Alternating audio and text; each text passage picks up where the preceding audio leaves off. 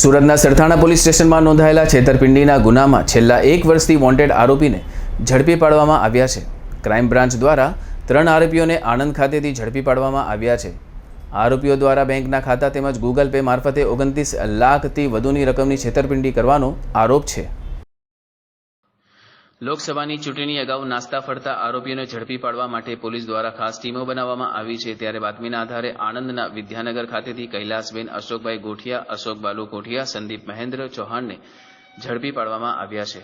આરોપીઓ એકબીજાની મદદગીરીમાં પૂર્વાજિત કાવતરું રચ્યું હતું। ગત તારીખ 1 જાન્યુઆરી 2022 થી 27 ફેબ્રુઆરી 2023 દરમિયાન ભરત મધુ અમરેલિયા સત્યમ ગ્રુપ નામની કંપની ઊભી કરી તે સ્કીમમાં નાણાંનું રોકાણ કરવા જણાવી 15 દિવસ બાદ સારા વળતર સાથે નાણાં ચૂકવી આપવાની લોભામણી વાતો કરીને આરોપીઓએ પોતાના બેંકના પર્સનલ ખાતામાં રોકડા તેમજ ગૂગલ પેથી રૂપિયા 29.15 લાખ લઈ ગુના આચરી સુરત છોડીને નાસી ગયા હતા। આરોપીઓ આણંદમાં ભાડાનું મકાન રાખીને રહેતા હતા, જેને પોલીસે ઝડપી લઈ આગળની કાર્યવાહી હાથ ધરી છે।